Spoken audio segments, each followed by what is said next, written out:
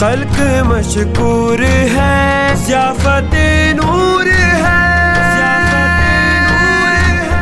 ضیافت نور ہے اللہ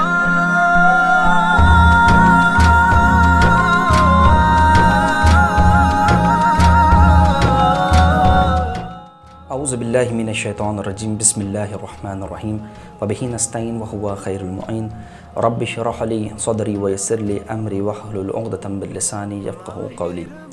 تمام تعریفیں اس اللہ کے لیے سزاوار ہیں جو عالمین کا رب ہے۔ درود و سلام محمد و آل محمد کی ذات پر۔ شکر ہے اس خداوند عالم کا جس نے ہمیں تعلیمات آل محمد کو نشر کرنے کی توفیق عطا فرمائی۔ ناظرین محترم، السلام علیکم ورحمۃ اللہ وبرکاتہ۔ میں ہوں آپ کا میزبان سید نجف علی رضوی، مدرسہ صاحب الزمان نجف اشرف کی جانب سے ماہ رمضان المبارک کی خصوصی نشریات ضیافت نور میں ایک مرتبہ پھر آپ کی خدمت میں حاضر ہوئے ہیں ایک نئے موضوع کے ساتھ کہ جو 1400 سالوں سے لے کر آج تک مسلمانوں میں ایک مسئلہ بنا ہوا ہے اور جس کی وجہ سے مسلمان آپس میں فرقوں میں بٹے ہوئے ہیں، وہ یہ کہ ہمارے آخری نبی حضرت محمد مصطفیٰ صلی اللہ علیہ وآلہ وسلم کے بعد اس امت کا رہنما کون ہوگا یا اس امت کو سنبھالنے والا کون ہوگا؟ کیا آیا اس امت یعنی ہمارے آخری نبی محمد مصطفیٰ کے بعد کوئی ہے جو اس امت کی باغ دوڑ اپنے ہاتھ میں لے یا نہیں؟ یہ رحمت خداوندی کے بہت بعید ہے کہ جو نباتاتوں حیواناتوں کو ان کی عارضی زندگی کے اندر بھی ان کا رہنے کا سامان قرار دے اور انسان کی اخروی زندگی کو اچھا کرنے اور ان کو جمال پہنچانے والی ہستیوں کو کچھ محدود وقت کے لیے بھیج کر انہیں ختم فرما دے۔ یہ اس کی تقاضۂ رحمت خداوندی کے بہت بعید ہے اور اس کی رحمت کے بہت منافی ہے کہ وہ اللہ ایک قوم کے لیے تو ہادی کو مقرر کرے اور دوسرے قوم کے لیے مقرر نہ کرے۔ اسی وجہ سے اللہ تعالیٰ نے منصب امامت کو قرار دیا۔ اسی وجہ سے خداوند عالم نے حضرت محمد مصطفیٰ صلی اللہ علیہ وآلہ وسلم کے بعد سلسلہ امامت کو قرار دیا۔ ناظرین محترم، آج کا جو ہمارا موضوع ہے وہ امامت کے حوالے سے ہے کہ آیا یہ امامت ہے کیا؟ اہل سنت کے نزدیک اور شیعوں کے نزدیک یہ جو منصب ہے امامت کا، یہ جو منصب ہے یہ الہی منصب ہے یا لوگوں کا بنایا ہوا منصب ہے؟ کیا آیا اس منصب کو غصب کیا جا سکتا ہے؟ اور اسی قسم کے بہت سارے سوالات کے جوابات دینے کے لیے ہمارے ساتھ موجود ہیں مولانا قاسم رضوی صاحب کہ جو ہمارے ان سب سوالوں کے جوابات دیں گے قرآن و حدیث کی روشنی میں۔ آئیے مولانا صاحب کی طرف چلتے ہیں۔ السلام علیکم آغا جان، کیسے ہیں؟ خیریت سے؟ وعلیکم السلام ورحمۃ اللہ وبرکاتہ۔ بہت شکریہ کہ آپ نے اپنی مصروفیات سے یعنی جو وقت نکالا ہمارے لیے، بہت بہت شکر گزار ہیں آپ کے۔ کہ جیسے کہ آپ کو معلوم ہے کہ بہت آج کل اختلافات ہمارے یہاں شیعوں کے درمیان اور اہل سنت کے درمیان ہو چکے ہیں، اور اس میں ایک موضوع جو بنیادی موضوع ہے وہ ہے امامت۔ اب امامت کا تصور جو اہل سنت کے درمیان ہے اور اہل تشیع کے درمیان جو امامت کا تصور پایا جاتا ہے، ظاہر سی بات ہے یہیں سے ظاہر سی بات ہے یہ دونوں گروہ جو ہیں الگ الگ ہو جاتے ہیں۔ تو کیا اب اس کو تھوڑا بیان کریں کہ کیا ہے کہ اہل تشیع کے درمیان یعنی شیعوں کے درمیان امامت کیا ہے اور اہل سنت کے درمیان کیا یعنی تصور کیا پایا جاتا ہے؟ اعوذ باللہ من الشیطان الرجیم، بسم اللہ الرحمن الرحیم، رب اشرح لی صدری ویسر لی امری واحلل عقدۃ من لسانی یفقہوا قولی۔ پروردگار آپ تمام کو جزائے خیر دے، آپ کو اور آپ کی اللہ سلامت رہے۔ ٹیم بہت شکریہ جو اتنا بہترین موضوع چنا اور دنیا و آخرت میں اس کی عظیم جزا عطا فرمائے۔ امین۔ دیکھیے، بنیادی طور سے یہ بات واضح ہے کہ نبی کریم کی شہادت کے بعد دو اسکول آف تھاٹ ہمارے سامنے آئے، ایک مکتب تشیع، ٹھیک ہے، ایک مکتب خلافہ جسے کہیں کہ مکتب اہل سنت ہے۔ مکتب خلافہ میں، مکتب اہل سنت میں یہ ہے کہ مکتب اہل بیت، مکتب خلافہ۔ مکتب خلافہ ہے، مکتب اہل سنت میں یہ ہے کہ رسول کریم کے بعد جو سلسلہ امامت ہے یا خلافت ہے، ٹھیک، اس میں نبی کریم کا بھی اب اختیار نہیں ہے۔ اس وقت امت کے سپرد کر نبی کریم کا بھی یعنی نبی کریم نہیں چنیں گے خلیفہ کو، امام کو، بلکہ اللہ نے نبی کریم کیونکہ آخری نبی ہیں، اللہ نے یہ امر امت کے حوالے کر دیا، امت کے حوالے کر دیا، وہ جس کو چاہے امام بنا۔ ایک اسکول آف تھاٹ یہ ہے، ٹھیک ہے، اور اس پہ اپنی نظریات، دلائل وغیرہ اپنی ہیں، اور ایک اسکول آف تھاٹ جو مکتب اہل بیت سے ملا مکتب تشیع نے جسے اختیار کیا وہ یہ کہ نہیں، جس طریقے سے نبی کا عہدہ اللہ کی طرف سے ہے، صحیح، نبی معصوم عن الخطا ہے، ٹھیک، نبی اللہ کی طرف سے پیغام احکام پہنچاتا ہے، اسی طرح امامت کا عہدہ بھی اللہ کی طرف سے ہے، نبی بھی اگر امام کو معین کرتا ہے تو اللہ کی طرف سے معین کرتا ہے۔ واضح، یہ دو، اچھا آپ کہیں اسکول آف تھاٹ ہو گئے، یہیں سے جدائی ہو گئی، بالکل یہیں سے اور جدا یہ ہو ایسا نہیں ہے، ایسا نہیں کہ آج یہ چیزیں جدا ہوں، نہیں، اس وقت بھی دو گروہ بن چکے تھے نبی کریم کے بعد۔ آپ کہیں پورے یعنی شیعہ صحابہ اور غیر شیعہ صحابہ، اسی وقت کہا جاتا تھا ان لوگوں کو کہ جو اس نظریے کے قائل تھے کہ نہیں، جس طرح نبی کریم نے بیان کیا غدیر میں من کنت مولا فہذا علی مولا، وہ وہی والا عہدہ ہے جو اللہ کی طرف سے عہدہ ہے، یعنی چاہے چوتھے مرتبے پہ امام علیہ السلام خلیفہ بنے لیکن حقیقت میں عہدہ الہی ہے یہ، ٹھیک ہے، ایک یہ اسی وقت جو گروہ بن گیا، لیکن قبلہ ان یہاں صحابہ کو، جی بات مکمل کروں، ان صحابہ کو کہا جاتا تھا، یعنی آپ کہہ سکتے ہیں وہ صحابہ جناب عمار یاسر، جناب سلمان محمدی اور جناب ابو ذر غفاری، وہ صحابہ کے جو مکتب تشیع والی فکر رکھتے تھے،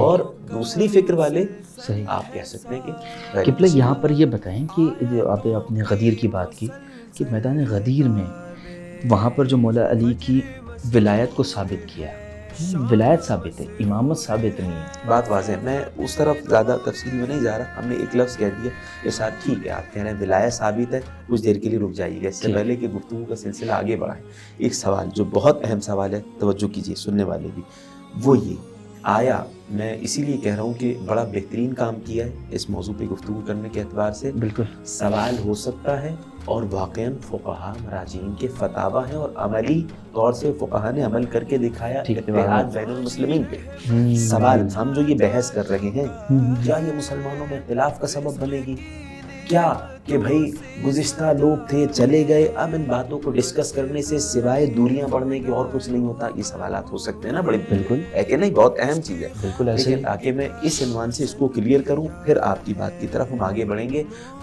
بلکہ ممکن ہے ہمارا احادیث کی طرف بڑھنا ہی نہ ہو، قرآن کریم سے ہی ہم دلائل کچھ پیش کریں گے، لیکن سوال یہ کہ بھئی جو کہا جاتا ہے، آقا مکارم صاحب نے بہترین اس حوالے سے جواب دیا ہے کہ آیا امامت کی بحث پہ ڈسکس کرنا یہ اختلاف کا اور سبب بنتی ہے، اتحاد بین المسلمین کو پارا پارا کر رہی ہے، یا آیا اور غربت کا سبب بنتی ہے، ٹھیک ہے۔ اب سوال دیکھیں، مقامی سرائی صاحب کے دروس پڑھائے بھی جاتے ہیں باقاعدہ، اصول عقائد اب اردو میں ترجمہ بھی ہو چکا ہے، امامت کی بحث میں بڑی پیاری گفتگو اور جامع لکھتے ہیں، اندازہ لگائیے کہ سوال یہی پیش کیا انہوں نے، کہتے ہیں کہ بعض افراد کا یہ کہنا ہے کہ بھئی یہ موضوع اختلافات کا سبب بنتا ہے، اختلافات جنم لیتے ہیں، جملہ دیکھیے گا، لہٰذا آج ہمیں اپنے مشترکہ دشمنوں کا سامنا ہے، بے شک، ٹھیک ہے مسلمان، بالکل ہے، بات ٹھیک ہے، بات ٹھیک ہے، لیکن دیکھیے گا کس انداز سے کی جا رہی ہے، صہیونی اور سامراجی طاقتیں ہمیں مٹانے پہ تلی ہوئی ہیں، اور ہمیں چاہیے کہ ان سے مقابلے کا سوچیں، اپنے مسائل اختلافی کو پس پش ڈال دیں۔ اچھا یہ آقا مکارم صاحب ذکر کر رہے ہیں اس سوال کو، اچھا اس کو پس پش ڈال دیں، مسئلہ امامت وغیرہ پر بات ہی نہ کی جائے، کیوں؟ کیونکہ اس سے کچھ مسلمانوں کے جذبات مجروح ہوتے ہیں، ٹھیک ہے، یہ جملہ ذکر کیا، سوال ذکر کیا، میں اس لیے ذکر کر رہا ہوں، دیکھیں بہت بڑے داعی ہیں اتحاد بین المسلمین کے، اور فقہا مراجعین حکم بھی دیتے ہیں، پریکٹیکل بھی کرتے ہیں، ائمہ اہل بیت علیہم السلام نے یہ حکم دیا، ٹھیک ہے، لیکن کیا واقعی یہ مسئلہ امامت پہ بحث نہیں ہونا چاہیے؟ ٹھیک ہے، یہ سوال ہے ہمارا، تو میں اسی لیے یہ بات ہم نے ضروری سمجھا کہ اس پہ گفتگو پہلے کر لی جائے، تاکہ ہمارا جتنی دیر بیٹھنا، گفتگو کرنا، لوگوں کا سننا عبادت قرار پائے، کہیں کسی کے ذہن میں خیال نہیں آ جائے تفرقہ بازی کے لیے بیٹھے ہیں مثلا، تو اسی لیے میں نے کہا کہ آقا مکارم شیرازی جیسی شخصیت، یعنی کمال کا جملہ کہا، لیکن ہماری نظر میں یہ انداز فکر بالکل غلط ہے، کیوں؟ چند باتیں ذکر کی، کہا پہلی بات یہ کہ وہ باتیں جو اختلاف کا سبب بنتی ہیں وہ تعصب سے بھری ہوئی بغیر منطق پہ مبنی باتیں ہیں، غیر ادھر ادھر کی تہمتیں لگانا، فلاں یہ کرتے ہیں تو یہ کرتے، یہ تہمتیں لگانا جو ہے آپس میں، اور واقعاً حد کر دی ان تہمتیں. میں کچھ ذکر کروں گا خود، بلکہ میں کیا ذکر کروں گا، آقا مکارم صاحب نے کچھ ذکر کیے تہمتیں. تم لوگ یہ کرتے ہو، تم لوگ یہ کرتے ہو، تمہارے جو ان کے یہاں نہیں ہے نہ ان کے علماء کہتے ہیں، ہم ان کو کہیں، یا تشیع کے یہاں نہیں ہے نہ ان کے علماء کہتے ہیں، نہ کتابوں میں لکھے. یہ والی چیزیں آپس میں اختلاف اور دوری کا سبب بنتی ہیں. پہلی چیز یہ کون سی چیز دوری کا سبب بنتی ہیں؟ جو غیر منطقی ہوں اور ظاہر سی بات ہے، غیر منطقی باتیں ہوں اور تعصب سے بھری ہوں. تعصب ہٹا کے حق شناسی کی خاطر انسان گفتگو کرے. اچھا قرآن کریم نے بھی حکم دیا نا، جادلہم باللتی یہ احسن، اچھے انداز میں مجادلہ کرو، مباحثہ کرو، گفتگو کرو اچھے انداز میں. اسی سے انسان سیکھتا ہے. ٹھیک ہے، معصوم کوئی نہیں ہے. معصوم انبیاء علیہ السلام ہیں، اور ہمارے نزدیک معصومین علیہ السلام 12 خلفاء بھی ہیں نبی کریم. یہ مکتب تشیع میں ہم نے بیان کیا انشاءاللہ. لیکن اس سے پہلے ہم نے کہا مقدمتاً یہ گفتگو کر دی جائے جو آقا مکارم صاحب نے بہترین گفتگو کی ہے. کہا بلکہ باہمی فاصلوں کو کم کرنے کا سبب بنتی ہے یہ گفتگو اگر عقلی طریقے سے اچھے انداز میں گفتگو کی جائے. خود آقا مکارم صاحب کہہ رہے ہیں، خود میں جب حج و زیارات کے موقع پر حجاز کے علماء سے بحثیں کرنے لگا، علماء حجاز جو آج سعودی عرب گئے حج پہ، آقا مکارم صاحب گفتگو ہونے لگی تو محسوس کیا کہ یہ گفتگو جو اچھے انداز میں ہو رہی ہے ہم میں قربت کا سبب بن رہی ہے. کیسے؟ سنیے گا. اس بات کو محسوس کیا کہ یہ بحثیں نہ صرف ہمارے تعلقات کو خراب نہیں کرتی بلکہ افہام و تفہیم اور مثبت سوچ پیدا کرتی ہیں، اور اس سوچ کو اور بڑھا دیتی ہیں، آپس کی دوریوں کو کم کر دیتی ہیں. اچھا یہ آگے سنیے گا. اور بغض و غبار دلوں سے صاف کر دیتی ہیں ایک دوسرے سے. یہ موضوع بھائی جی آقا مکارم سراجی صاحب کہہ رہے ہیں. کیوں؟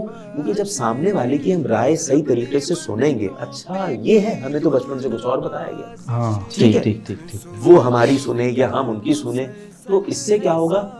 یہ غبار چھٹے گا. یہ جو فضول کی آپس میں دوریاں پیدا ہو گئی ہیں، جیسے جیسے زمانہ دور ہوتا گیا یہ دوریاں اور بڑھتی گئی. نبی کریم کے بعد سے جیسے جیسے زمانہ دور ہوتا گیا یہ دوریاں، اچھا دوریاں اختلاف ہونا اس میں کوئی وہی نہیں ہے، مشکل نہیں ہے اختلاف ہونا.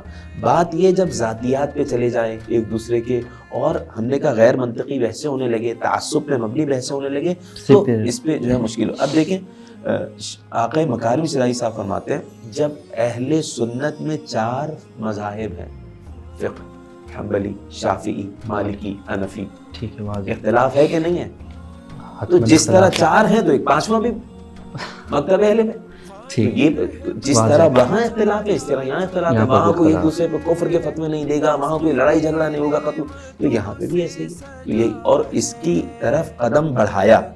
آقا مکارم صاحب فرماتے ہیں ان 4 مذاہب جو وجود اہل سنت میں ہیں، اہل سنت کے درمیان ہے، تفرقے کا باعث جب نہیں بنتے تو اہل سنت اگر شیعہ فقہ کو 5ویں فقہ مان لے تو بہت سی مشکلات ختم ہو سکتی ہیں. اس پہ قدم کس نے بڑھایا دیکھیے گا، شیخ الازہر. کہاں کے؟ شیخ الازہر مصر. جی احسن، جناب محمود شلعموت، جی ہاں، جن کی وفات ہے 1963. انہوں نے بہترین قدم اٹھایا. کیا بہترین قدم اٹھایا؟ انہوں نے فتویٰ دیا کہ فقہ جعفری پر عمل کرنا جائز ہے. شیخ الازہر ہیں اہل سنت کو، یعنی 4 مذہب کو، 4 مذہب یعنی فقہ ایک حنفی، حنبلی، مالکی، شافعی، فقہ جعفری 5 اس پہ عمل کرنا جائز ہے. جس طرح ان میں اختلاف اس طرح ان میں اختلاف، ٹھیک ہے.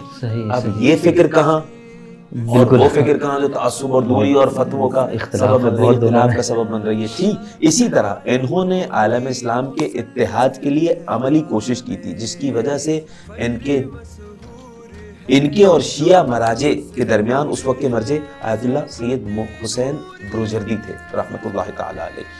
1961 میں ان کی وفات ہوئی ہے. ان کے درمیان دوستانہ تعلقات ہوئے. ٹھیک ہے، یہ کون کہہ رہا ہے؟ آقا مکارم صاحب ذکر کر رہے ہیں. مصر کے اس مفتی نے، جامع الازہر کے مفتی نے فتویٰ دیا تھا اس طرح کا کہ تشیع کی جو فقہ ہے، فقہ جعفری، اس پر بھی عمل کیا جا سکتا ہے. ٹھیک ہے، صحیح، واضح. اچھا اس کے بعد فرماتے ہیں دوسرا نقطہ یہ، پہلا نقطہ یہ ہو گیا کہ بھائی یہ چیزیں دوری کا سبب نہیں بنتی اگر اچھے طریقے سے گفتگو کی جائے، جس طرح آپس میں وہاں اختلاف ہے یہاں پر بھی اختلاف ہے، بالکل ایسے ہی، تو اب بات انسان سننے کی صلاحیت جی ہاں اپنے اندر سکت پیدا کرے بالکل، اور تعصب کی طرف نہ جائے۔ اچھا پھر اس کے بعد اگلا جملہ آ گئے، مکارم صاحب فرماتے ہیں دوسرا نقطہ، ہمارا عقیدہ، اگرچہ میں بیان کر رہا ہوں آپ نے سوال امامت کے عنوان سے کیا، یہ بہت اہم گفتگو تھی تاکہ آنے والے تمام جو ہمارے شبہات سوال جواب ہیں یہ کہ علم لحاظ سے ثواب کا سبب بنے بغیر اختلاف کے۔ جی ہاں، چاہے کوئی مکتب تشیع سے تعلق رکھنے والا ان گفتگو کو سنے یا کوئی اور اس گفتگو کو سنے۔ سنیے گا دوسرا جملہ، ہمارا عقیدہ یہ ہے کہ اسلام کی تجلی تمام مذاہب سے زیادہ مذہب تشیع میں دیکھی جا سکتی ہے، یہ عقیدہ آغا مکارم فرما رہے ہیں، ٹھیک ہے، اس کے لیے ہمارے پاس یہ دلائل موجود ہے۔ لیکن کہنے لگے، کہتے ہیں کہ مسئلہ یہ ہے ہمارے ساتھ کہ سامنے سے بہت زیادہ پروپیگنڈا کیا گیا تشیع کے خلاف۔ اس کی مثال یہ کیا دیتے ہیں، دیکھیں آغا مکارم کی مثال پیش کروں گا، پھر اپنے معاشرے میں جو مثال چلی پیش، آغا مکارم فرماتے ہیں ہوا یہ، اسلام دشمنوں نے اتحاد بین المسلمین کی بنیادوں کو کمزور کرنے کے لیے شیعوں کے خلاف سنیوں اور سنیوں کے خلاف شیعوں سے اس قدر جھوٹی باتیں منسوب کی کہ چند ممالک میں دونوں فرقے ایک دوسرے سے بہت دور ہو گئے۔ کیوں؟ کیونکہ باتیں ایک دوسرے سے ایسی منسوب کی گئیں، یہ بات بالکل حقیقت ہے۔ آگے دیکھیے گا، کہتے ہیں جب ہم مسئلہ امامت پر اس انداز سے بحث کریں گے جیسا ہم نے اوپر کہا، اچھے انداز سے، جن عقائد پر شیعہ ایمان رکھتے ہیں قرآن و سنت سے وہ بیان کریں گے، دلائل کو واضح کریں گے، تو شیعوں میں آپس میں شیعوں کے خلاف ہونے والا تمام پروپیگنڈا غلط تھا، جب ہم یہ بیان کریں گے تو وہ دوریاں ختم ہوں گی۔ اس کے بعد کہتے ہیں مثلا میں کبھی نہیں بھول سکتا، یہ جملہ ہے آغا مکارم کہہ رہے ہیں، میں کبھی نہیں بھول سکتا کہ سعودی عرب کے سفر کے دوران میری ملاقات ایک سعودی عالم سے ہوئی، تو اس نے کیا کہا آغا مکارم صاحب سے، بڑا عالم، کہا تمہارا جو قرآن ہے جو موجود ہے وہ ہمارے قرآن سے مختلف ہے۔ اللہ، یعنی اندازہ لگائیں بہت بڑا عالم، اتنا پروپیگنڈا، ٹھیک ہے، تمہارا قرآن، اچھا یہ ممکن ہے سننے والے میں بھی یہ چیز ہو، دیکھیں میں ابھی اس بات کو مکمل کروں پھر بیان کروں گا۔ یہ سن کر آغا مکارم فرما رہے ہیں، یہ سن کر مجھے بڑا تعجب ہوا کہ انتہائی ممتاز عالم دین جھوٹے پروپیگنڈے کا شکار ہے، کتنا متاثر ہے ان سے، ٹھیک ہے، انتہائی ممتاز عالم دین، عام بندہ نہیں، عام بندہ کہہ رہا ہے جس طرح گلیوں میں لوگ کہتے ہیں، ٹھیک ہے، پتہ نہیں شیعوں کی 40 پارے ہیں، اتنے پارے ہوں، بالکل ایسے ہی۔ اب یہ والی باتیں جب ہوئی تو آغا مکارم نے کہا، میں نے کہا کہ بھائی میرے بھائی بات کی تحقیق تو بڑی آسان ہے، اچھا پہلے کی بات کر رہے ہیں، اب آج کے دور میں تو اور آسان ہے، آپ کہیں پہ بھی لکھ کے سرچ کریں قرآن سامنے آ جائے گا۔ اگرچہ یہ تحریف قرآن والا ایک طویل الگ موضوع ہے، لیکن سنیے آغا مکارم صاحب نے کہا میں آپ کو دعوت دیتا ہوں، یا آپ آئیں خود ایران آ جائیں، تشریف لے کے آئیں، یا آپ خود آئیں یا اپنے کسی نمائندے کو بھیجیں، میرے ساتھ سفر کریں، شہر کے کسی بھی گھر کا دروازہ کھٹکھٹائیں، قرآن نکلوائیں اور کھول کے دیکھیں، یہ زبر کا فرق دکھ گیا تو یہ اچھا اب اندازہ لگائیں، ہم نے خود سنی اور سننے والے بھی اس بات کی تصدیق کریں گے، عام بندہ یہ بات کرے تو پھر بھی ایک کہہ دیتے ہیں صرف نظر کر، بالکل عالم جس نے زندگی گزار دی ہے وہ کہہ رہا ہے شیعوں کو توفیق نہیں دی اللہ نے کہ وہ اپنی امام بارگاہ کو وہ نام دے جو اللہ نے دی، یعنی مسجد۔ او بھائی میرے، آپ کسی بھی جگہ سفر کر کے دیکھو، مسجد الگ، امام بارگاہ الگ، مسجد فلاں لکھتے ہیں، یہ تو گلی گلی کونے کونے کی بات ہے۔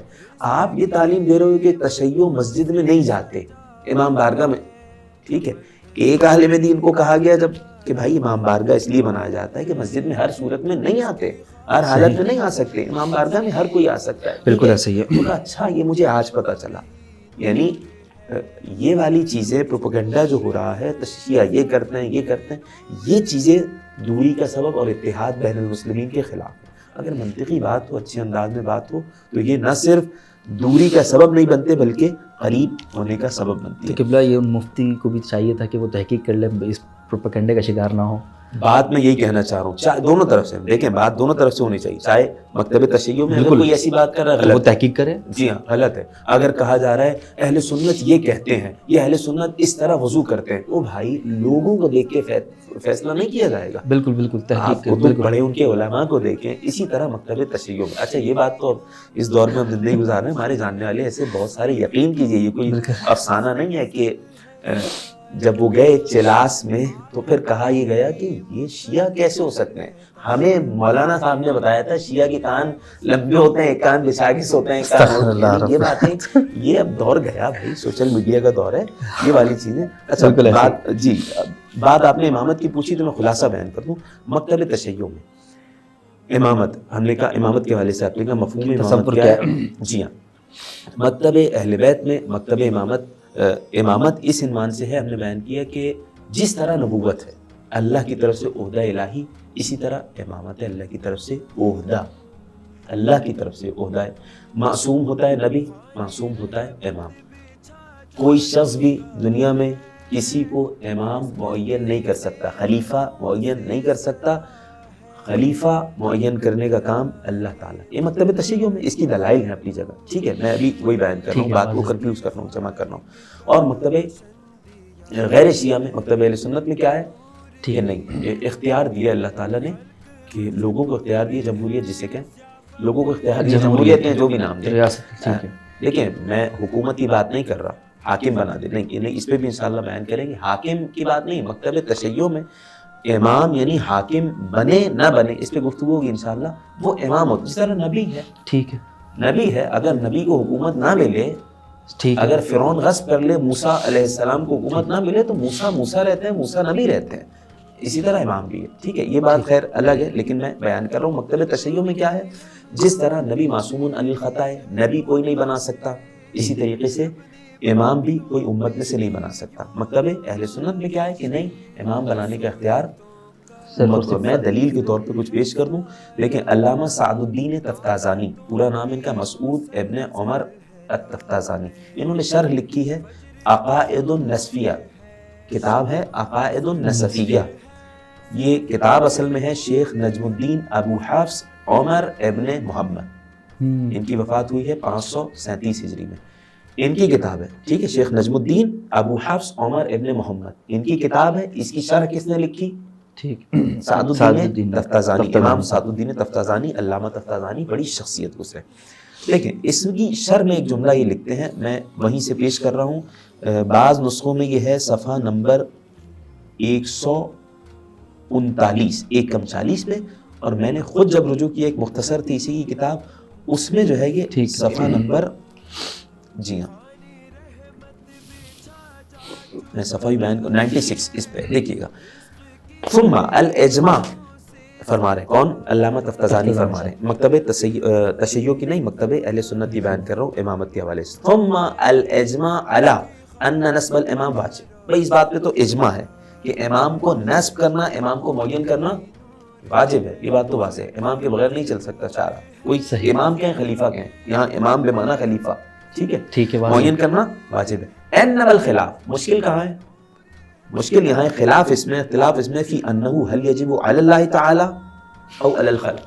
اللہ, اب دیکھیں اس جملے سے قریب آئے تشیع اور سنت یا نہیں, کہ بھائی یہاں تو اتفاق ہے نا کہ امام ہونا ضروری ہے, امام ہونا ضروری ہے, بالکل صحیح. امام اللہ بناتا ہے یا مخلوق کو اختیار دے دیا, یہ اختلاف ہے. یہ کون کہہ رہا ہے, علامہ تفتازانی. جملہ پورا سنیے گا, اللہ تعالیٰ کے اوپر واجب ہے بنانا, یا اب اللہ تعالیٰ کے اوپر واجب ہے, یہ جملہ بھی تصریح, مطلب یہ کہ اللہ تعالیٰ جس طرح نبی کو بناتا ہے, ہدایت کے لیے بھیجتا ہے, اسی طرح امام, ٹھیک ہے, آیا اللہ پر ہے یا مخلوق کے ذمہ ہے یہ کام.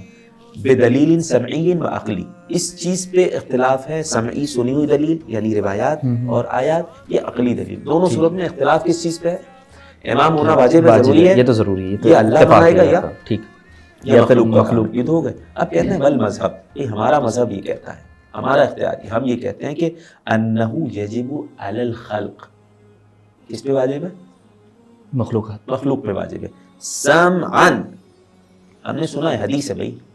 اچھا, وہ دلیل دے رہے ہیں اس بات کی, جی بالکل دلیل ہے ان کے, کہ یعنی یہ الہی منصب نہیں انسان اختیار کر سکتا ہے, عوام, پروردگار نے یہ اختیار انسان کو دے دیا, عوام کو دے دیا, ٹھیک ہے, جب پروردگار نے اختیار دے دیا, کیونکہ ہمارے پاس حدیث ہے, ٹھیک ہے, حدیث ہے, جی ہاں, مکتب ایک متفق علیہ حدیث لے کے آئے جو مکتب تشیع میں بھی ہے. اب آپ سوال کریں گے بھی مکتب تشیع میں بھی حدیث ہے تو پھر جو ہے تو نہیں, اور صحیح حدیث ہے متفق, جی ہاں بالکل. اب سنیے گا حدیث کیا ہے, حدیث یہ لقولہ علیہ السلام, کیونکہ کائنات کے نبی کی حدیث ہے, من مات ولم یعرف امام زمانہ ماتا میتتن جاہلیہ، جو شخص مر جائے اور اپنے وقت کے امام کی اپنے وقت کے امام کی معرفت کے بغیر، پہچان کے بغیر کہ کون امام ہے، مر جائے تو کیا ہوگا؟ ماتا جہالت کی موت مر جاہلیت نہیں، جہالت نہیں، سنیے گا، جہالت کی موت نہیں کہا، جاہلیت کی موت کہا۔ جاہلیت اسلام سے پہلے کون سا دور تھا؟ جاہلیت کا دور، اسلام سے جاہل تھے یعنی کفر۔ ہاں صحیح۔ جو شخص مر جائے وقت کے امام کو نہ پہچانے، خلیفہ کو نہ پہچانے، تو پھر وہ کفر کی موت مرے گا۔ اتنا خطرناک معاملہ ہے۔ تو کہا مسئلہ یہ ہے کہ مخلوق کو بنانا ہے خلیفہ، جو مر جائے اور ٹھیک ہے، امام کو نہ پہچانے، کفر کی موت مرا۔ جملہ سنیے گا امام تفتازانی کا، کہتے ہیں وَلِأَنَّ الْأُمَّةَ قَدْ جَعَلُوا أَهَمَّ الْمُهِمَّاتِ بَعْدَ وفاة النبی صلی اللہ علیہ وآلہ نصب الامام، کیونکہ امت کے کام میں سے یہ تھا کہ بھئی امام کو معین کرے۔ امت کے کام میں سے جب یہ تھا امام کو معین کرے، تو انہوں نے تمام کی تمام چیزیں چھوڑ کے اہم ترین چیز جس کو چنا، وہ یہ چنا کہ نہیں، جلد سے جلد امام کو چننا ہے۔ چنا جائے۔ کیوں چنا جائے بھائی؟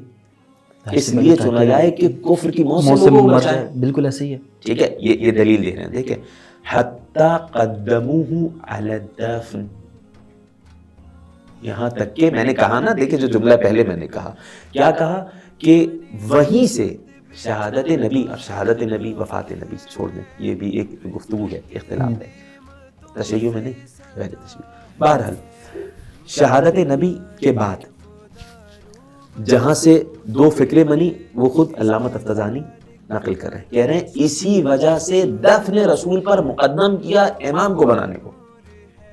کیوں مقدم کیا جناب؟ کہا آپ سے اگر کوئی سوال کرے، اب میں آپ سے سوال کر رہا ہوں علامہ تفتازانی کی زبان میں، اے رسول خدا، آپ سے سوال کریں کہ رسول خدا کے بارگاہ میں اگر کوئی جائے اور کہے رسول خدا، دو آپشن ہے ہمارے سامنے۔ ایک آپشن یہ ہے کہ آپ کے جنازے کو آ کے دفنائیں، ٹھیک ہے، یا پھر ہم تجہیز و تکفین کرے، یا وہ دین جس کے لیے کسی نے پتھر کھائے ہوں، آپ نے، ٹھیک ہے، نبی نے پتھر کھائے ہوں، زحمتیں برداشت کی ہوں، اور برداشت کتنی ظلم برداشت کیے، کتنی زحمتیں برداشت کی، کتنی قربانیاں دی، کتنے سارے معاملات ہوئے، اس دین سے کوئی منحرف ہو رہا ہے، کفر کی موت مر رہا ہے، اسے کفر کی موت سے بچائیں یا آپ کا جنازہ دفنائیں؟ تو نبی خود کہیں گے کہ خبردار، جنازے کو چھوڑ دو، جنازہ نہیں دفناؤ، پہلے کفر کی موت سے بچاؤ۔ ایسی دلیل کا ظاہر ہے نا، ہے کہ نہیں؟ پیاری دلیل ہے کہ نہیں؟ دلیل تو دی، لیکن وہ عجیب بات نہیں، کتنا ٹائم لگ رہا ہے کہنے کا مقصد یہ ہے، یہ کہنا چاہ رہے ہیں مکتب تشیع میں یہ ہے، یہ بات واضح ہوگی تاکہ کوئی اپنی طرف سے بات نہ ہو جائے۔ امام تفتازانی کی اس لیے میں عبارت پڑھ رہا ہوں، وَلِأَنَّ كَثِيرًا مِنَ الْوَاجِبَاتِ الشَّرْعِيَّةِ يَتَوَقَّفُ عَلَيْهِ، کتنے واجبات ایسے ہیں جو موقوف ہیں کہ امام کو منسوب کیا جائے۔ بھئی امام پہلے بنایا جائے تو پھر زکوٰۃ بھی لی جائے گی، امام پہلے بنایا جائے تو وہی جو ہے وہ قضاوت کرے گا، خلیفہ پہلے بنایا جائے وہی جو ہے وہ لوگوں کے معاملات حل کرے گا، خمس لے گا، نبی کی امانتیں دے گا۔ یہ تمام کی تمام چیزیں اس وقت تک نہیں ہو سکتی جب تک امام کو نہیں بنایا جائے۔ اس وجہ سے نبی کے جنازہ 3 دن پڑا رہا، مجھے ہے بالکل، وہ نہیں دفنایا، یہاں خلیفہ کو معین کر۔ یہ مکتب غیر تشیع کی فکر ہے۔ مکتب تشیع کیا ہے کہ یہ جی قبلہ معذرت، یہاں پر ایک جب انہوں نے دلیل پیش کی روایت کے ساتھ، اور یہ ہمارے پاس بھی موجود ہے، وہ صحیح سند کے ساتھ موجود ہے، جی بالکل، تو پھر ہم کیا جواب دیں گے اس کا؟ بات وہی ہے ہمارے تصور میں یہاں پر یہ جو ہے ہم امامت کا جو تصور ہے شیعوں کے نزدیک، یہ تو ہم اس میں آئیں، پہلے اس چیز کا جواب تو دیں کہ یہ جو آپ نے روایت بظاہر بڑی اچھی بات لگ رہی ہے، بالکل بظاہر تو بہت اچھی بات روایت پیش کی ہے، تو اس میں بات یہ ہے کہ اچھا پہلی بات حدیث میں ذرا غور کریں، من ماتا، بولیے گا، ولم یعرف، پہچان، جو مر جائے اور وقت کے امام کو نہ پہچانے یا نہ بنائے۔ ہاں ٹھیک ہے کہ نہیں؟ حدیث میں کیا ہے؟ جو نہ پہچانے۔ مکتب تشیع کی یہ فکر ہے، وہ اب وہ سوال لے لیجئے گا آپ کہ نبی بنا کے چلے گئے تھے، کسی کو جمع ہونے کی ضرورت نہیں تھی، من کنچ مولا، ٹھیک ہے، نبی بنا کے چلے گئے تھے، اس کی معرفت کرنا ہے، جو مر جائے بنانا نہیں ہے، ہاں، جو مر جائے اور اپنے وقت کے امام کو نہ بنائے، یہ نہیں کہا نبی نے، وَلَمْ يَجْعَلْ امام، نبی نے کہا نہ پہچانے، اس کا مطلب بنا دیا ہے، صحیح اب بنا دیا، اس کے لیے پھر یعنی پھر یہ ان کے سمجھنے کا مسئلہ ہے روایت کا، یا کہنے کا مقصد اب اس میں یہی ہو جائے۔ اب بتائیں اگر کوئی واقعی روایت سے استدلال کرے، نہ سمجھ سکے، اس دنیا سے چلا جائے، تو کیا پروردگار جہنم میں ڈالے گا؟ نہیں بھائی، اس کا عذر ہے اس کے پاس، تو کہنے کا یہ بحثیں اسی لیے کہا ہم نے دوریوں کا سبب نہیں بنتی، قربت کا سبب بنتی ہے. ٹھیک ہے، واضح. پروردگار کسی پہ ظلم نہیں کرتا. اور ہمارے روایت احادیث ہیں. مثال کے طور پہ چھٹے امام کے دور میں کوئی زندگی گزار رہا ہے، مدینہ میں نہیں رہ رہا، وہ مثال کے طور پہ قوم میں رہ رہا ہے. چھٹے امام کی شہادت ہو گئی، ساتویں امام مرتبہ امامت پہ فائز ہو گئے. اس کو نہیں پتا کہ اس وقت کون امام ہے، مر گیا کہ کفر کی موت مرے گا؟ نہیں مرے گا. حدیث ہے ہمارے سامنے. یہ تلاش امام میں ہے کہ بھئی اب کون امام ہے. وقت امام کو تو نہیں پہچانا نہیں. تو اسی طریقے سے جو شخص اپنی کوشش کرنے کے باوجود امامت تک نہیں پہنچ سکا، امامت رسالت تک نہیں پہنچ سکا اپنی کوشش کے باوجود، لیکن متدین تھا، جو کچھ اس تک پہنچا اس پہ عمل کر رہا تھا، تو یہاں پہ ہمارے فقہا کہتے ہیں اور روایات کہتی ہیں کہ ایسی صورت میں یہ معذور ہے، عذر اس کا قبول کیا جائے گا. ظلم لا یظلمون فتیلا. قبلہ یہ تو واضح ہو گیا کہ جھلی کے برابر بھی ظلم نہیں ہوگا. جی قبلہ یہ تو واضح ہو گیا کہ اہل سنت کے نزدیک جو ہے وہ ایک مخلوقات کو یہ اختیار ہے کہ وہ امام کو منتخب کرے یا ان کو چنے. اور شیعہ کے نزدیک کیا ہوگا پھر؟ مکتب شیعہ میں نے کہا کہ یہ کسی کو اختیار نہیں ہے کہ امام کو چنے، اس صاحب اختیار کو اختیار ہے، پروردگار کا اختیار. اس پہ دلائل قرآن کریم سے. اچھا ٹھیک. اچھا قبلہ ایک یہاں پر ایک اسی کے ذیل میں ایک سوال نکلے گا، وہ یہ نکلے گا کہ کیا امامت ذاتی واقعی ہے، یعنی مطلب یہ اللہ کی طرف سے ہے یہ امامت، یا ایک جعلی اور ایک وضعی، یعنی کسی نے بس کوئی بھی اٹھ کے اور امامت کے منصب کو بنانا شروع کر دے؟ یعنی بات وہی ہوگی، اللہ کی طرف سے ذاتی یا جعلی اس کے مقابلے میں وہی آ جائے گی. اچھا دونوں باتیں صحیح ہیں. اچھا سنیے گا، جعلی یعنی قرار دینا. ٹھیک ہے، اب قرار دینا ہم نہیں، اللہ قرار دیتا ہے. یہ مکتب تشیع کے نزدیک ہے. ٹھیک، ہم نہیں قرار. میں نے گزشتہ گفتگو کی اسی سے بات واضح ہو گئی ہوگی کہ قرار بالکل جعلی ہے. ارے کیسی بات کر، جعلی سے مطلب وہ اردو والا جعلی نہیں جسے ہم کہتے ہیں یہ اصلی ہے، یہ جعلی ہے. ٹھیک، وہ جو ہے نا جعلی جیم عین لام یعنی جعل قرار دینا. تو آیا قرار جعلی ہے منصب، لیکن جعل اللہ ہے، اللہ کی طرف سے قرار دیا گیا ہے مکتب تشیع کے نزدیک. اور مکتب غیر تشیع میں کیا ہے، اللہ کی طرف سے نہیں ہے بلکہ لوگوں. اچھا اس کے لیے کیا دلیل ہے؟ سورہ بقرہ. بہت ساری آیت میں کچھ پیش کرتے ہوں. سورہ بقرہ قرآن کریم کا سورہ آیت نمبر 30. بسم اللہ الرحمن الرحیم. اذ قال ربک للملائکہ، جب آپ کے پروردگار نے ملائکہ سے کیا کہا، انی جاعل فی الارض خلیفہ، میں زمین پہ خلیفہ بنا رہا ہوں، میں بنا رہا ہوں. ملائکہ معصوم ہے کہ نہیں ہے؟ بالکل معصوم ہے کہ نہیں؟ قرآن کریم کی بھی آیت ہے. بالکل ایسے ہی قرآن کریم کی بھی آیت ہے کہ عصمت پہ جو دلالت کرتی ہے، ملائکہ معصوم ہے. ٹھیک، تو معصوم ہونے کے باوجود وہ سوال کر رہے ہیں اتجعل فیہا من یفسد فیہا ویسفک الدماء ونحن نسبح بحمدک ونقدس لک. اے پروردگار اسے خلیفہ بنائے گا جو خون ریزی کرے. وہ سب چیزیں اپنی جگہ کی کیوں انہوں نے کہا اور وہ ساری چیزیں. تو پروردگار اسی وقت مان لیتا، چلو ٹھیک ہے تم معصوم ہو، تمہاری بات مان لیتا ہوں، اب یہ خلیفہ نہیں بنا رہا، کسی اور کو بنا لے رہا ہوں. کہا نہیں، انی اعلم ما لا تعلمون. جو میں جانتا ہوں. معصوم تھے، عام بندے نہیں، ملائکہ معصوم ہیں، لیکن ان کو اختیار نہیں تھا خلیفہ بنانے کا. سورہ بقرہ آیت نمبر 30 تھی نا، ایسے ہی جی ہم نے پیش کی. اسی کے علاوہ آئیے جناب موسیٰ علیہ السلام نے کیا کہا تھا جب آیت آئی. سورہ طٰہٰ آیت نمبر 24 ہے ظاہراً. جی سورہ طٰہٰ آیت نمبر اذهب الى فرعون انه طغى. اے موسیٰ جاؤ فرعون کے پاس، اس نے طغیانی کی ہے، اس نے بغاوت کی ہے. تو کیا کہا جناب موسیٰ نے؟ رب اشرح لی صدری، اے پروردگار میرے سینے کو کشادہ کر دے. رب اشرح لی صدری ویسر لی امری، امر کو آسان کر دے. واحلل عقدۃ من لسانی، میری زبان کی گرہ کو کھول دے. یفقہوا قولی، تاکہ وہ میری بات کو سمجھ سکیں. یہاں تک تھی بات، نہیں آگے کیا؟ واجعل لی وزیرا، پروردگار میرے لیے ایک وزیر بنا دے. من اہلی، میرے اہل میں سے ہو. ہارون اخی، میرا بھائی ہارون ہو. اے جناب موسیٰ، صحیح. پروردگار کو کیوں کہہ رہے ہیں؟ خود لے جائیں، ہے کہ نہیں؟ پروردگار کو کیوں کہہ رہے ہیں جناب موسیٰ خود؟ تو اللہ نے کہا ہم نے تمہاری بات قبول کی. اچھا اس کے علاوہ صراحت کے ساتھ ایک دوسری آیت دی ہے جس میں پروردگار نے کہا کہ ہم نے جناب موسیٰ کے لیے وزیر بنایا. اب میں اس آیت کو بھی اور واضح کر دوں تاکہ جو ہے وہ صحیح. جی ہاں، اس آیت کے علاوہ میں، جی ہاں، سورہ فرقان آیت نمبر 35 وَلَقَدْ آتَيْنَا مُوسَى الْكِتَابَ، بے شک ہم نے جناب موسیٰ کو کتاب عطا کی، وَجَعَلْنَا مَعَهُ ہارون أَخَاهُ ہارون وزیرا، جناب موسیٰ کے ساتھ ہم نے قرار دیا. آپ نے کہا نا جعلی ہے، ہم نے کہا جعلی ہے لیکن اللہ کی طرف سے ہم نے قرار دیا جناب ہارون کو ان کا وزیر. جناب ہارون نبی تھے، ٹھیک ہے، خلیفہ تھے. یا ہارون اخلفنی فی قومی واصلح، اے ہارون میرے خلیفہ بن جاؤ، ٹھیک ہے. اور ان علی منی بمنزلت ہارون من موسیٰ الا انہ لا نبی بعدی. یہ دو آیت ہم نے پیش کر دی. سورہ داؤد، سورہ صاد آیت نمبر 26 جناب داؤد کے حوالے سے فرمایا یا داؤد انا جعلناک فی الارض خلیفۃ فی الارض. سورہ صاد آیت نمبر 26 یا داؤد، اے داؤد ہم نے تمہیں زمین پر اپنا خلیفہ بنایا. جناب موسیٰ معصوم تھے، بالکل معصوم نبی کو جب اختیار نہیں ہے تو امت کے لوگوں کو کیسے، یہ تشیع کی دلیل ہے، ٹھیک ہے. جب ملائکہ کو اختیار نہیں ہے، معصوم نبی کو اختیار نہیں ہے، ٹھیک ہے. تیسری آیت ہم نے پیش کی سورہ صاد آیت نمبر 26 اے داؤد ہم نے تمہیں خلیفہ بنایا. رک جائیے گا. امام زمانہ اجر اللہ تعالیٰ فرجہ الشریف کی طرف ایک توقیع لکھی گئی تھی، اس میں سوال یہ کیا گیا تھا. اب بالمناسبہ یاد آ گیا تو تھوڑا سا اشارتاً سن لیجئے گا. جی سوال یہ کیے گا توقیع میں کہ بھائی کیوں اختیار نہیں ہے امت کو. توقیع واضح کر دیں تھوڑا سا. تو ہاں توقیع، احسن، اچھا سوال کی. توقیع یعنی امام زمانہ اسلام تک جو سوالات لکھے جاتے تھے اس کے جواب امام کی طرف سے آتے تھے، یا سوال کے بغیر ہی امام اسلام کی طرف سے لکھ کے جو خط آیا کرتا تھا اسے توقیع کہا جاتا ہے. اگرچہ توقیع امام بہت ساری مذکور ہیں.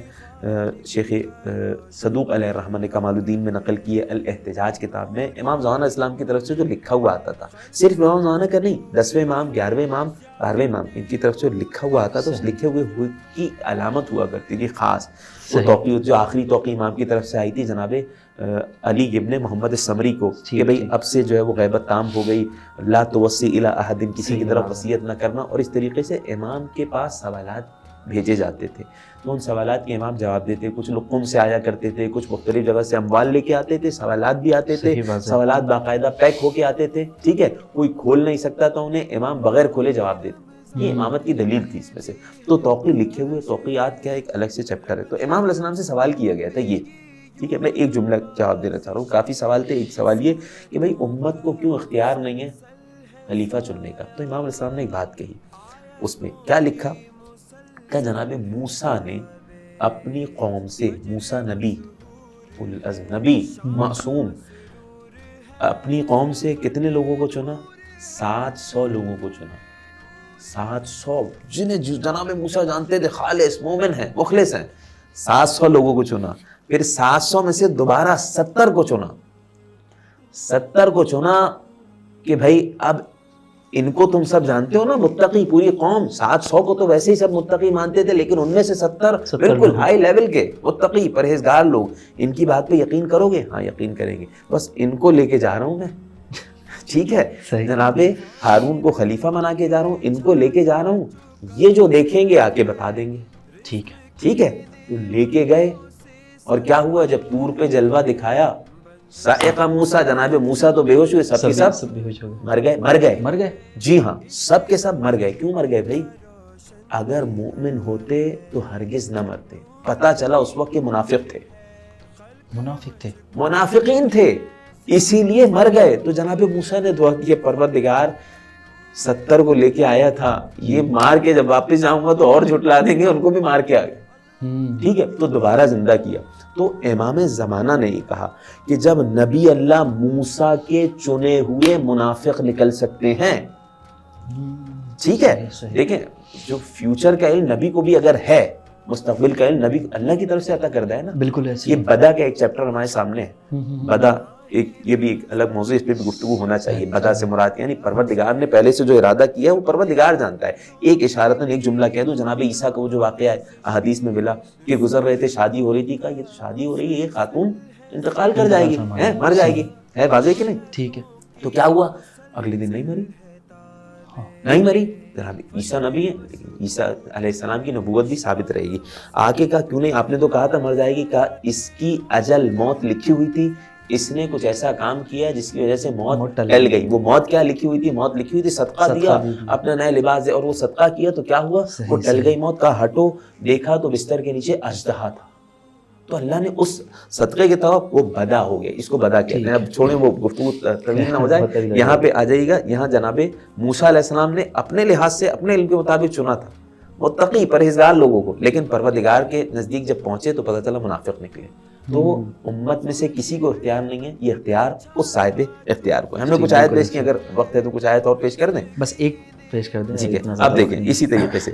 اچھا، تمام کی تمام باتیں اپنی جگہ. اذ ابتلی ابراہیم ربہ بکلمات فاتمہن، جب پروردگار نے جناب ابراہیم سے چند کلمات کا امتحان لیا، اس کو مکمل کیا. قال انی جاعلک للناس اماما، اے ابراہیم میں تمہیں لوگوں کا امام بنا رہا ہوں. اچھا، ان تمام آیت کی سورہ بقرہ آیت نمبر 134، ان تمام آیت میں اہم چیز ہے، آپ ایک سوال کر سکتے ہیں اور وہ اہم سوال ہے، وہ ہم سے بھی ہو سکتا ہے، سب سے ہو سکتا ہے، مکتب تشیع سے. وہ یہ کہ قبلہ کیا باتیں کر رہے ہیں. آپ کہہ رہے ہیں کہ یہ منصب الہی ہے. پروردگار، بہت توجہ کیجیے، پروردگار اس کو اختیار کرتا ہے. ٹھیک ہے، یہ منصب الہی ہے، اللہ اختیار کرتا ہے، لیکن نبوت کی باتیں کر رہے ہیں. ہاں بالکل، یہی خلیفہ بنایا، امام بنایا، مان لیا، نبوت کی باتیں ہیں. یہ سلسلہ ہے. سوال ہے کہ نہیں؟ بالکل. تو میں نے کہا یہ بات ایک پورا جمع. اچھا، شیخ صدوق علیہ الرحمہ نے یہی سوال، یہی چیز کمال الدین تمام النعمہ کے مقدمے میں ذکر کیا اور اس کے بعد اس کا جواب دیا. سنیے گا سوال کیا ہے، دوبارہ دہرا رہا ہوں. کیا سوال کہ یہ ساری باتیں بھائی آپ نے کہا جناب ابراہیم کو ٹھیک ہے امامت عطا کی، یا وہ جو آپ نے جناب داؤد آدم کو، جناب آدم خلیفہ تھے، اللہ نے بنائے. تو یہ خلیفہ بنانے کا سلسلہ، امام بنانے کا سلسلہ اللہ کا ہے، اللہ کے ہاتھ میں ہے، لیکن نبی کریم تک تھا، اس کے بعد امت کے حوالے کر دیا گیا. آپ یہ ساری باتیں پہلے کی لا رہے ہیں. صحیح سوال ہے کہ نہیں ہے؟ بالکل واضح. بس اس سوال کا ایک جواب دے دوں اور تاکہ یہ بات واضح ہو جائے. سورہ نور، قرآن کریم کا سورہ، آیت نمبر 55. وعد اللہ الذین آمنوا منکم وعملوا الصالحات، اللہ کا وعدہ ہے تم میں سے ان لوگوں کے لیے جو ایمان لائے اور اعمال صالحہ انجام دیے. کیا وعدہ ہے بھائی؟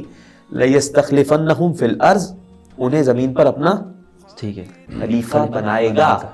کما استخلف الذین من قبلہم، جس طرح پہلے بناتا ہوا آیا ہے. وہی طریقہ کار، جس طرح نبی سے پہلے بناتا ہوا آیا ہے وہی طریقہ کار رہے گا. کما استخلف الذین من قبلہم، اللہ کا یہ وعدہ ہے خلیفہ بنائے گا. تو جس طرح پہلے بناتا ہوا آیا ہے اسی طرح بعد میں بھی بنا. یہ آیت نبی تک تو نہیں تھی نا؟ بالکل ہے نا. کما استخلف الذین من قبلہم وَلَيُمَكِّنَنَّ لَهُمْ دِينَهُمُ الَّذِي ارْتَضَىٰ لَهُمْ. بہرحال آیت ہے، اگر آگے گنجائش ہوگی تو گفتگو کریں گے. لہٰذا یہ بھی جواب اس عنوان سے یہاں تمام ہو گیا. اس پہ کافی گفتگو ہے اس عنوان سے. علامہ مودودی کہتے ہیں یہ قرآن کریم کی انتہائی بدتر معنوی تحریف ہے. علامہ مودودی، میں ریفرنس دے دوں، جا کے رجوع کر لیجیے گا. تفہیم القرآن سورہ نور کے حاشیہ نمبر 83 میں ذکر کرتے ہیں. خلاصہ ایک ذکر کر دوں، کہتے ہیں کہ اس سے مراد اللہ نے وعدہ کیا ہے کہ ایمان لانے والوں، عمل صالح انجام دینے والوں سے حکومت کا وعدہ کیا ہے. اس سے یہ ثابت کرنے لگتے ہیں کہ جس کے ہاتھ میں حکومت آ گئی وہ عمل صالح بھی انجام دے گا، گویا کہ وہ مومن بھی ہے، اور اللہ تعالیٰ نے گویا کہ اسے امام بنا دیا تو اب اس کی اطاعت واجب ہو گئی. کا اس سے بدترین معنوی تحریف نہیں ہے قرآن کی.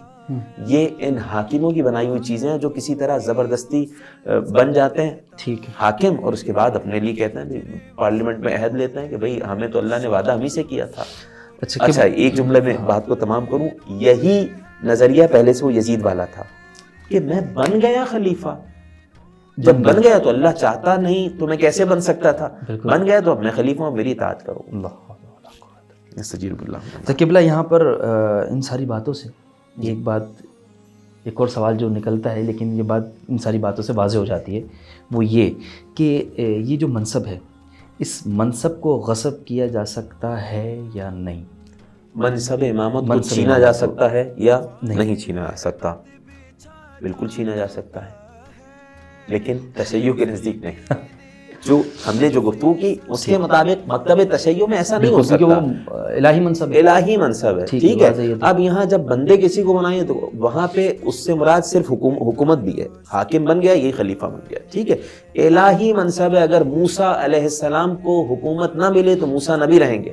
بالکل ایسی ہے. ٹھیک ہے. جناب ابراہیم کو حکومت نہ ملے تو چاہے نمرود جتنی سازشیں کرتا رہے، ابراہیم نبی رہیں گے. اسی طریقے سے اگر 12 اماموں میں سے، 12 خلفاء میں سے، جس کی واضح صریح حدیث ہے، ٹھیک ہے، 12 خلفاء میں سے اگر کسی کو خلافت بظاہر حکومت نہ ملے تو خلیفہ رہے گا، امام رہے گا، رہبری کرتا رہے گا. حکومت نہیں، ایک حق تھا اس کا، وہ چھین لیا گیا. تو بات سوال کا جواب یہاں سے ہو جائے گا مکتب تشیع کے نزدیک یہ حق غصب نہیں ہو سکتا ہے. حق یعنی کیا مطلب؟ حق غصب ہو سکتا ہے, یہ منصب غصب نہیں ہو سکتا ہے. ٹھیک ہے, دوسروں کے نزدیک منصب بھی مثلا قبلہ سوالات تو بہت سارے ہیں, یہ ابھی اس ایک نشست میں تو پورا نہیں ہوگا انشاءاللہ.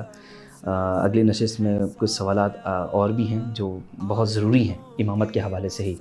انشاءاللہ آپ کو پھر دوبارہ بلائیں گے. اور پروردگار جزائے خیر دے, بہت شکریہ قبلہ, سلامت رہیں اور ان ساری باتوں کے لیے, اور آپ یہاں پر ہماری بلاوے پہ تشریف لے کے آئے, بہت بہت سپاسگزار ہیں. آپ لوگ کی بھی شکر گزار ہیں ہم, اور پروردگار قبول فرمائے آپ سے ہم سے ذکر کو. سلامت. ناظرین محترم, ہمارا یہ جو پروگرام ہے ختم ہو جاتا ہے. انشاءاللہ آپ کی خدمت میں دوبارہ حاضر ہوں گے اسی موضوع کے ساتھ کہ جو ہمارے سوالات رہ گئے ہیں, اور اس ایپیسوڈ کے متعلق آپ کے اذہان میں جو سوالات اٹھے ہوں وہ کمنٹ سیکشن میں ضرور کیجئے گا. انشاءاللہ ہم آپ کی خدمت میں دوبارہ اسی موضوع کے ساتھ حاضر ہوں گے. جب تک کے لیے ہمیں اجازت دیں. والسلام علیکم ورحمۃ اللہ وبرکاتہ.